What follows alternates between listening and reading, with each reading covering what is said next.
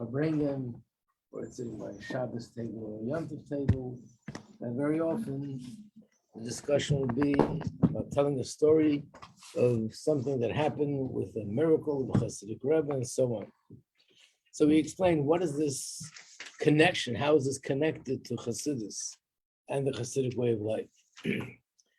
So we explained that the whole purpose of Chassidus was to strengthen the neshama of Yiddishkeit. Remember, we had that discussion that there's the body of Yiddishkeit and there's the neshama of Yiddishkeit. The body are the practical, technical things, and the soul is the deeper emotional bond with Hashem, which means there's more of an awareness when I'm learning Torah or doing mitzvahs or everything else, that I am connecting to Hashem and connecting through the mitzvahs and with a greater feeling of love for Hashem, awe of Hashem, and belief and faith in Hashem. These are the three things that constitute the so-called neshama of Judaism. So, what is it that helps bring out in a more pronounced way that we should be more conscious and aware of godliness in our Torah study, godliness in our mitzvahs, and in general of God's presence? More than anything else, this is brought out through the miracles. Because nature is something which conceals godliness.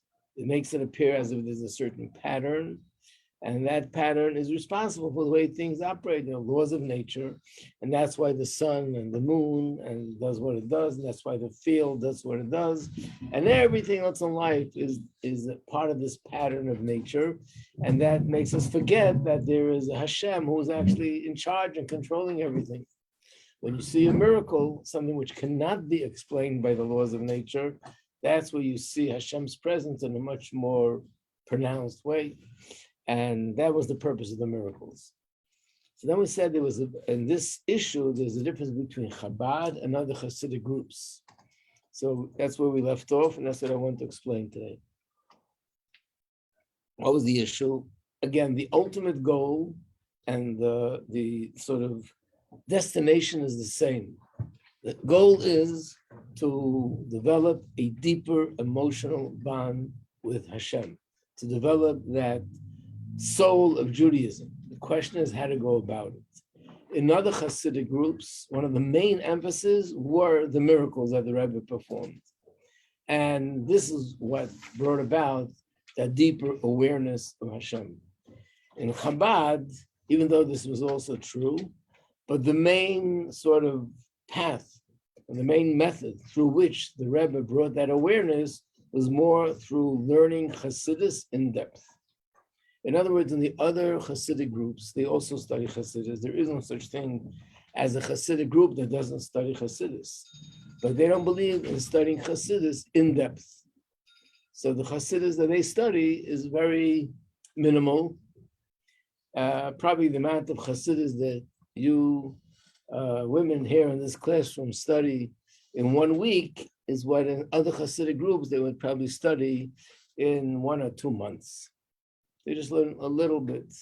And even if you read one of the books of Chassidus that were written by the great Chassidic giants and the great Chassidic masters, you'll see that every commentary is maybe a half a page, a quarter of a page, a paragraph, something short, very powerful, very sharp, very soul-stirring, but very brief.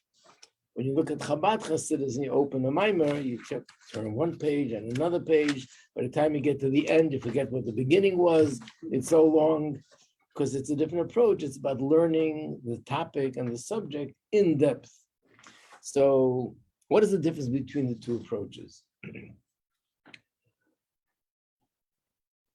So let me just also speak about miracles in Chabad. It's not that the Chabad Rebbes didn't perform the miracles, because there's so many stories about the miracles that were performed in Chabad as well. Nevertheless, it was in a different way. The main emphasis was the learning, and the miracles was sort of something that people did not emphasize so much, even though there were miracles. Plus, the Rebbe himself, when he performed the miracle, it was done in a much more indirect way, in a more casual way, in a more I would say, camouflaged way. It wasn't so open and so clear. You had to really pay attention and look twice or three times and recognize that this was something which was miraculous. While the other Rebbes would do things in a much more open, miraculous way. And to give an example, few examples to get the idea of what I'm talking about. And then we'll talk about the difference. Why was one done one way and why was the other done in a different way?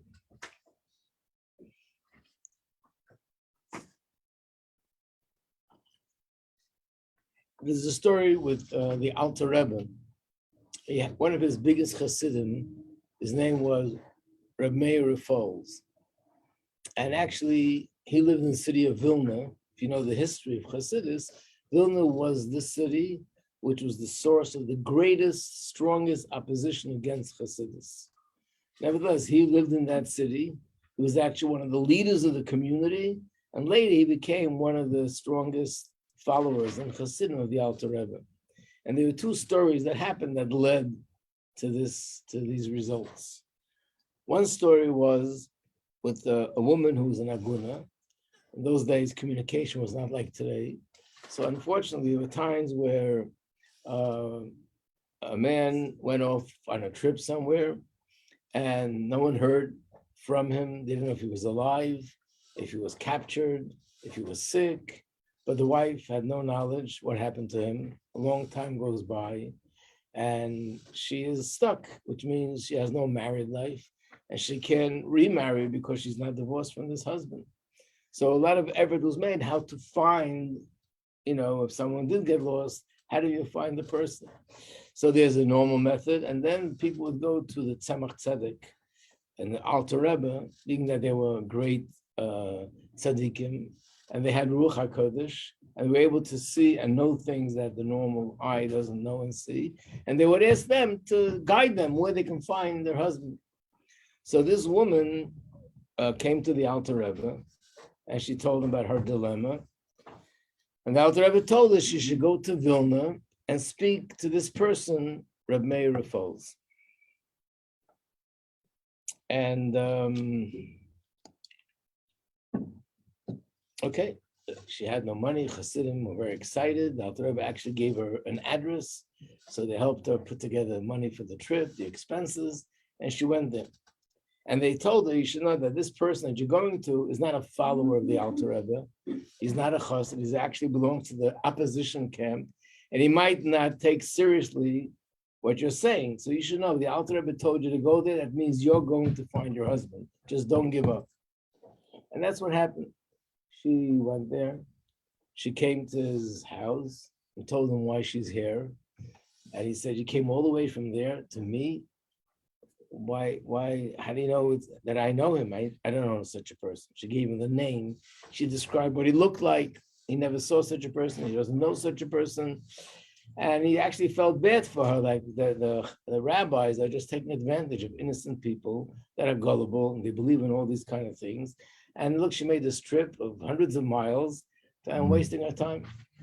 But she said, no, the Rebbe told me that you will help me, so I believe you will help me. And every day, as he walks in the house, out of the house, she's standing by his doorstep and she's begging him, pleading with him to do something. And he's like shrugging his shoulders, nothing I can do. I don't know such a person. After being there for a few days, he was called by the police captain of the police station. And they had a relationship. And they had a deal amongst themselves that if amongst the people that they arrest, there's a Jew there, and he has a certain interest in perhaps redeeming that Jew, or he'll take upon himself to rehabilitate that Jew, then they'll make a deal. So he called them and said, there are a few people I'd like you to see that we have in the jail, and what do you think about them? He went to the jail, and he sees the people there, and one person was like shockingly exactly the description that she described. And he thought, maybe. He called her to the jail. He saw immediately that they know each other and they recognize each other. And apparently he ran off and he left her behind with that she shouldn't be able to remarry. And right away they organized that she should give a get, she'd be divorced. And she was happy. And this rabbi, who was, like I said, from the opposition, started to have some doubts. Maybe there is something there. I mean, she came hundreds of miles to me. How would he know that I would ever meet this person? But it happened. So he got some doubts. That was one story. The second incident that happened was that there was someone who came to him for advice. What was it? These were two people that were in contracting, and they worked with the government in Petersburg. And apparently their competition submitted some false accusation against them because their competition, they tried to knock them out. So they told the government that they stole money, and they fabricated some story, and they were in hot water. They wanted to be arrested, and they could be arrested for life. And by the way, being that this is the government that they're stealing from, it might even cost them, they might even be killed. So they were really desperate to find a way out. They spoke to lawyers. They spoke to the biggest lawyers they can get a hold of. All the lawyers told them that it does not look like they have a chance. So what happened was that they were in the city of Vilna, and they were by someone's Shabbos table. And that person saw that they're in trouble. And he said to them, tell me what's going on. They told him, so why don't you go to the Alter Rebbe for advice and a blessing? They weren't Chassidim. But he said to them, I know so many people who went there, and he helped them. So they decided they're going to go to this person, Rabbi Meir Falls, who's the head of the community, ask for his advice. And he told them, I once had an incident with this Rebbe, and actually it turned out to be a blessing for the woman. So you know what? Maybe you should try it. I suggest you try it. And I'm asking you for a favor. When you do try it, come back and tell me what the results were.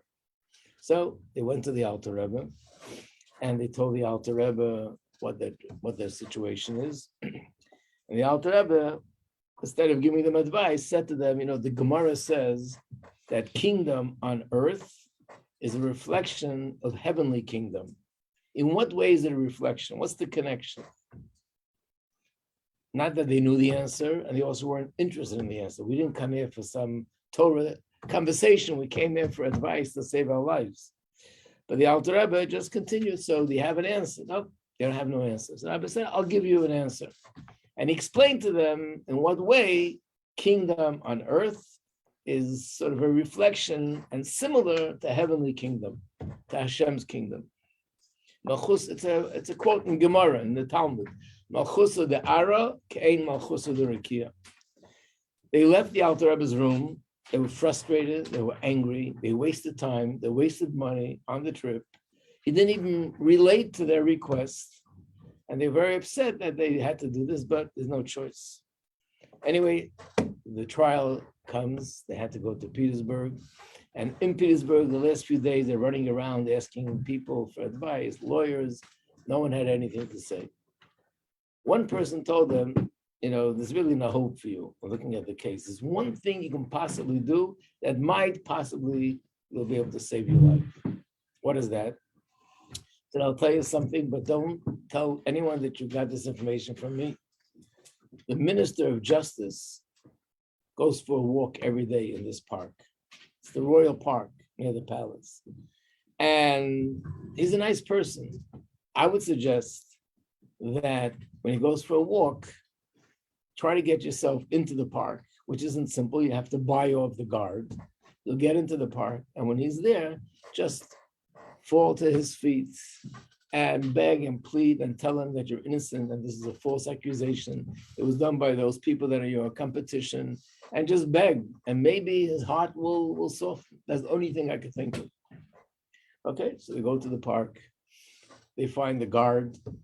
They pay him a nice sum of money. And he says to them, you can hide over here. And when I see the Minister of Justice coming, I'll motion to you, and then you can go out and do whatever you want. But I didn't let you in, remember that. Okay. So they go and they hide in the park, and somebody is coming. It wasn't the Minister of Justice. So he motioned to them not to come out. It's not the Minister of Justice. But they misinterpreted his movements, and they thought he meant to say, okay, this is it, come out.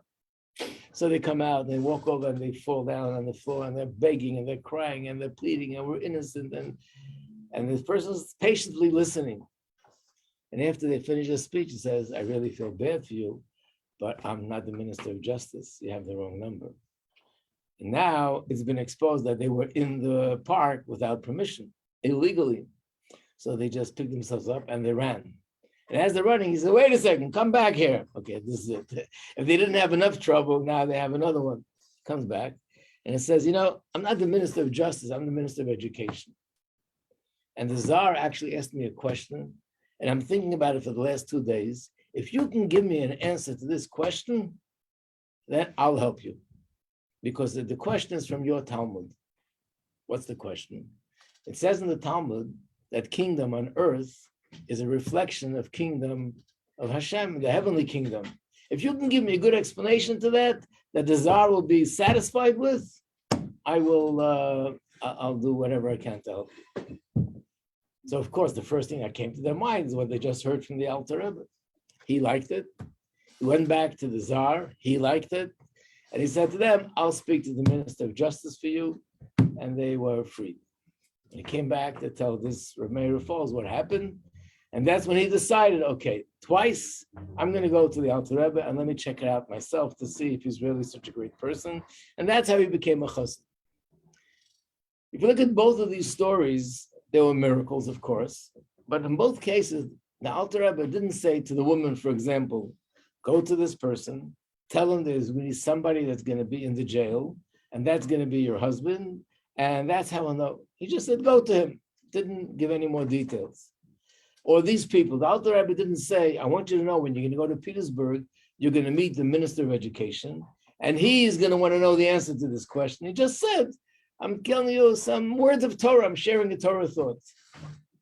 And of course, turned out that this is how the life was saved.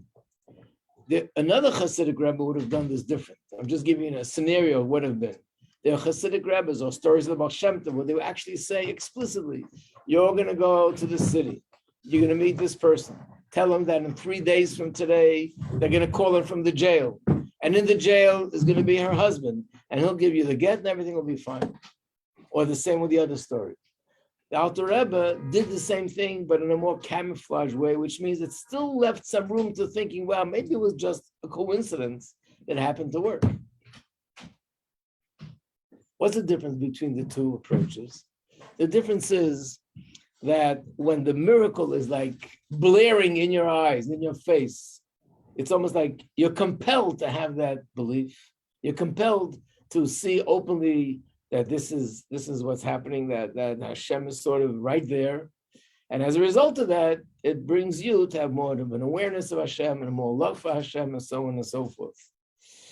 The other way, when it's more camouflaged, then it still leaves more room for you to work it out yourself, that you have to recognize and you have to see that this is something miraculous and this person's a tzaddik, and you still could be thinking maybe yes, maybe not, maybe it was coincidence. And at the end of the day, it's you have to make the choice to look at it the right way and to see the way it is. So the general difference between that and Chabad was this, that Chabad believed that the real deepest way of stimulating true, deep emotional feelings for Hashem should be through your own thinking and your own meditating and your own understanding.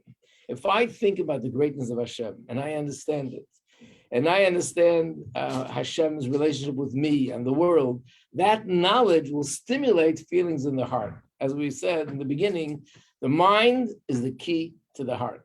The brain, the intellect is the key to the emotion. So basically, I myself am stimulating those feelings through my understanding. That's when it's really something deeper. When it's a miracle, even though it's miraculous and it's powerful and it's incredible, but it's something outside of me that's lifting me.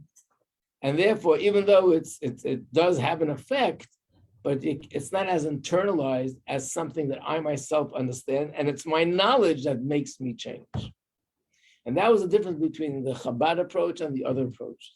The other approach was that learning and deep understanding of Chassidus, they felt that's not for the average person, that's only for the Rebbe. And the way that the Chassid becomes inspired is through his connection to the tzaddik and through the miracles.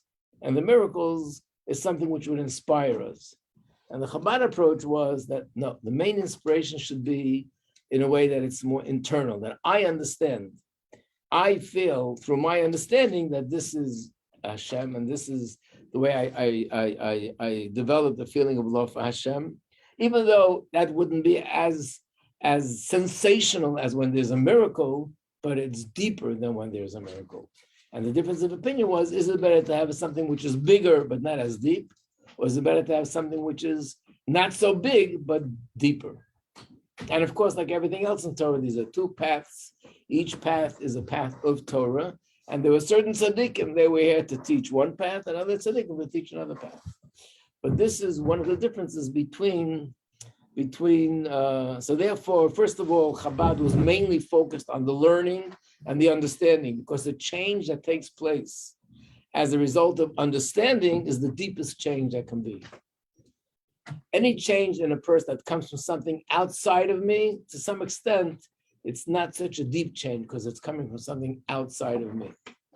On the other hand, Chabad also had miracles, but because the main approach was that it should come from me, even the miracles left room that I still have to do some of the work myself in order to recognize, even in a miracle, that this is Hashem. Was this understood, or it's confused you? It's quiet. Too quiet. No, I like that.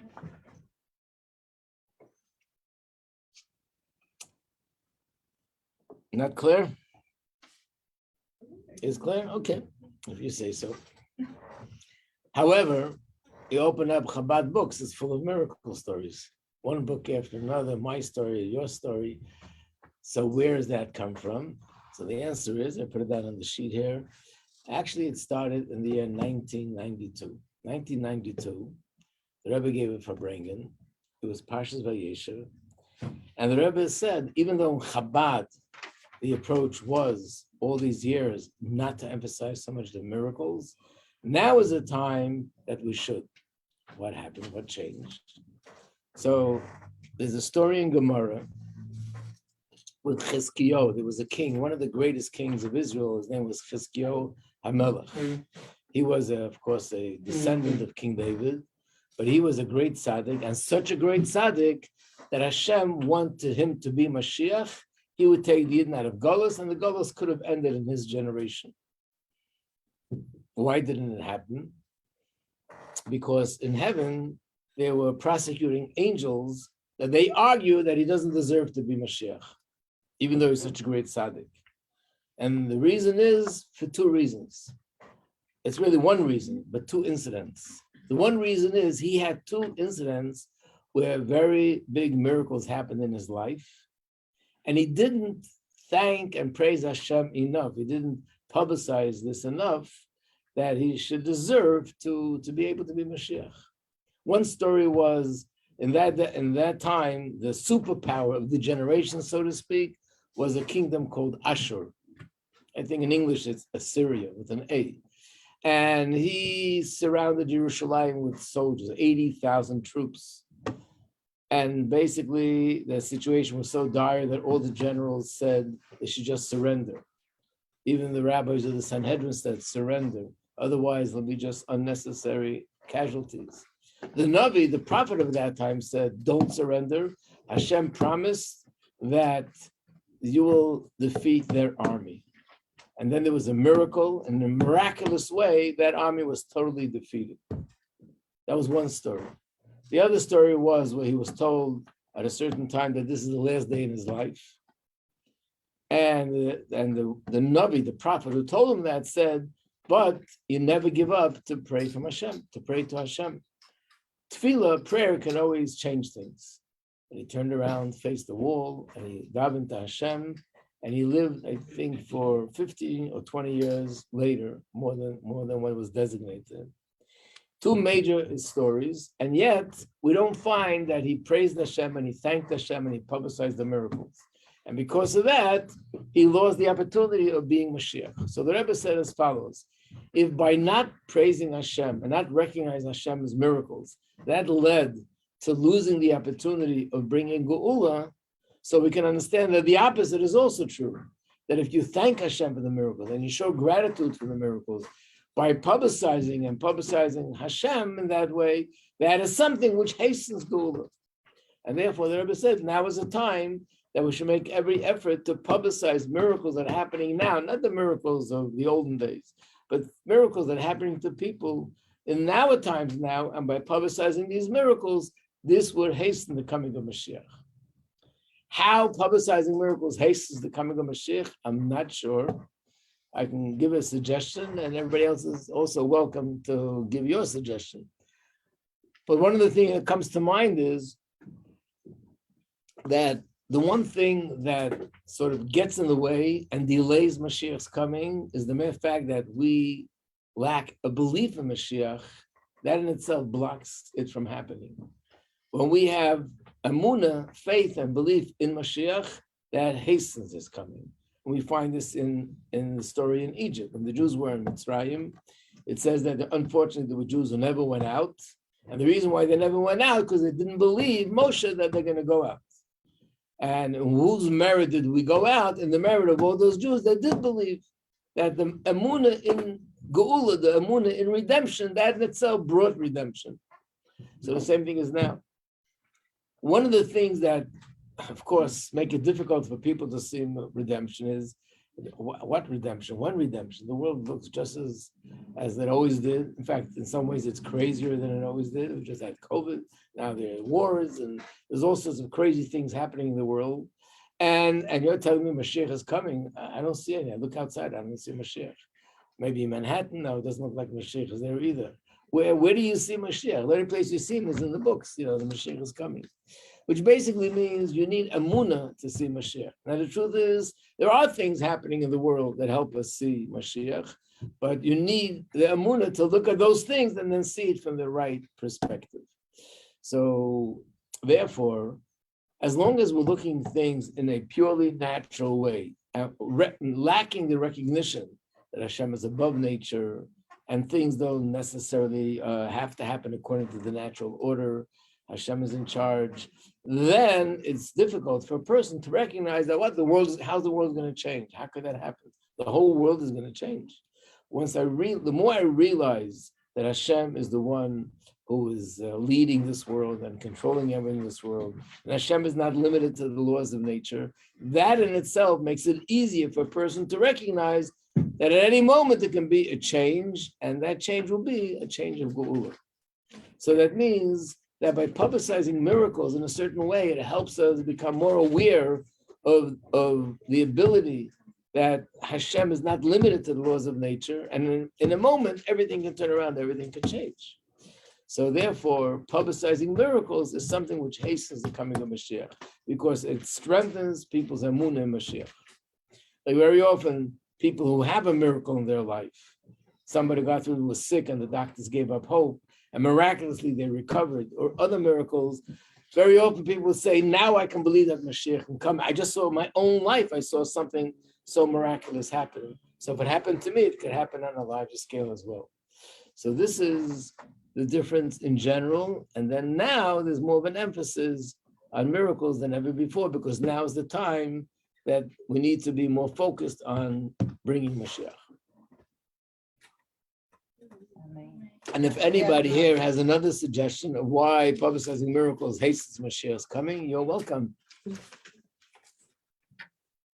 the thing the same as here, it just gets people used to, like, they're getting used to the fact like there's going to be miracles, so they know what that will look like. So it's not such a big surprise for them. Right. And also that when you look at things in a natural way, you don't see, natural way means you have to see how it's going to develop. Oh, this will lead to that, the process. I don't see the process leading up to Mashiach. Like if you would see that, okay, 3/4 of the world has changed for the good. Now we need one more quarter to go. It's easy to see it. But this is going to be a radical change from the world the way it's now. Here there are wars, different places in the world, there are fighting and killings and craziness. And you're telling me that all this is going to change. It's so hard unless you recognize that there's an existence of Hashem, what's above nature. And even people who believe in Hashem, but they're not so tuned into the miraculous aspect of it. And once you are, you can become much more in tune to the fact that the world can miraculously change. Okay, to be continued. Malka agrees. Okay. Thank you. No, it made me think of something that Rabbi Greenberg said in the Sefer Bible. Yep. You know, tying in all the sources. Okay. להסתבא